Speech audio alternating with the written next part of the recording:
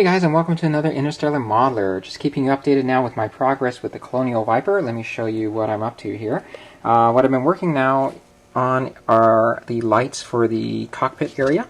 And so what I've used are these 3mm lights. There's just not a lot of room here, so I'm going with these smaller LEDs.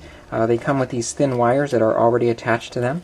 And you can see there's one here for the main view screen, there's one for the side panels, and then on the opposite side there's also one for those side panels as well. Okay, so just want to take a minute to make a couple notes here. When I attached these wires, I decided not to use hot glue because the instructions recommended not to do that, so I used super glue instead. And when I use super glue, I use this extra thick gel because it provides a little bit more control.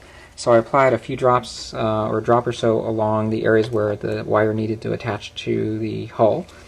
And this is where it comes in handy having Instaset. So this is a solution that helps the super glue set more rapidly, and so you don't have to sit there and wait very long.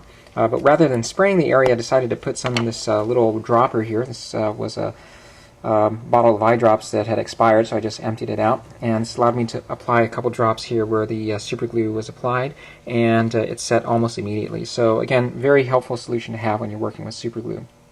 Okay, so basically the cockpit now will rest inside these brackets here, and then the lights will illuminate it accordingly. And so let me do this. I'm going to go ahead and piece this together, at least temporarily, just kind of put it together for you with the cockpit in place and to show you how things are lighting up. So I'll be back with that in just a second. Alright, so I've temporarily put it together here just to show you this. As we move into the cockpit area, you can see it's all illuminated. So yeah, the main screen is coming up quite nicely there. You can see the side panels all lit up. And looking pretty good on this side. These two panels on the end are a little darker, so you don't see them in this lighting here. But overall, it's looking pretty nice, I have to say, so I'm pretty happy with it. So the next step now will be to paint the model and, of course, work on the engines as well.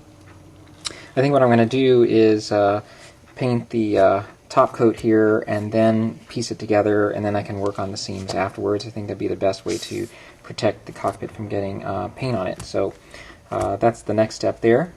Okay, so here of course we have the engine section, which I have pieced together. I've cemented the pieces into place and just waiting for that to set. One thing I wanted to point out to you here is if you look inside, you'll see some white glue. What I've done is I've applied some canopy glue along these heavy seams, and that will dry clear, and then I'll be able to paint over that with black, and hopefully that will prevent light leak because these seams are rather heavy. Alright, so I'm going to let that sit, and then I'll show you what I have in mind for the lights. Alright, so here we have the engine section temporarily assembled for you here. What I did was I slid in to place the coverings here, and let me just maneuver into position here so I can show you how things are looking. So let me go ahead and turn this on here. Alright, and here we have the engines all lit up. So what I'm using now are cool white flickering LEDs just to give it this added effect. I decided it would look a little bit better here versus just LEDs that are just shining consistently. And they're a little off-center. They're only temporarily held into place right now. I'm going to move them a little bit more centrally here so that they're in the middle of each of the engines here. And so let me do this. I'm going to go ahead and turn this off, and then I will take this apart and show you how I put this together. Alright, so I'm going to slide off the engine coverings here and show you this configuration I have. And I am not going to take full credit for this because this is really not my original idea. I came across this idea on a website as I was just trying to figure out some different ways to light these engines. And I came across this site where the guy had this pretty ingenious configuration here. He had two styrene rods that were set up in this cross pattern here, and that's how he mounted his lights, and I thought that was really a great idea. And probably the reason why he did that was because the monogram Viper, which he was working with, didn't come prepped for lighting. And so he had to figure out a way to do this, and I thought it was pretty smart.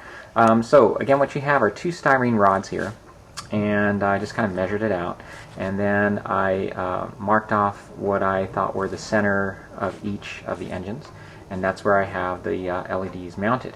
They're just held into place temporarily right now with masking tape, but they will be super glued into place shortly.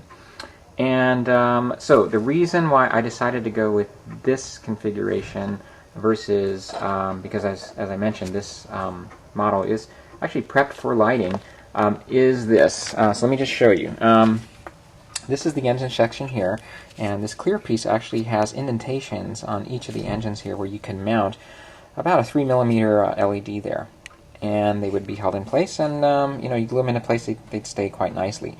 However, when you do that, what ends up happening is you have a really bright center, and it just didn't look quite right to me, so I knew there had to be a way to diffuse the light a bit more, and the only way to do that is to move the light away from the engine piece. So I kind of played around with it, trying to figure out what sort of distance would work. It doesn't really take much, you just have to move it away a little bit, and sure enough, it adds to a nice effect, as you saw. So the gentleman who came up with this idea also used foil to diffuse the light even further, and I don't know, I might play around with that a little bit, but it was looking pretty good to me, so I'm not sure there's really much more I need to do. Now, one thing to point out here is that the photo etch set also comes with this brass piece that you can add onto each of the engines. And I did that. I really didn't think it added anything, so I'm going to go ahead and leave that off. But that's an option that you have there. And let me spend a few minutes now talking a little bit further about the lights. So again, these are 1.8mm flickering cool white LEDs, and I want to put in a quick plug here for modeltrainsoftware.com because these guys are so great to work with. The first set that I got in didn't seem quite bright enough to me, and when I told them about it, he was kind enough to send me a second set, and also with a recommendation that I use a AA holder instead of the watch battery, and sure enough, that did the trick.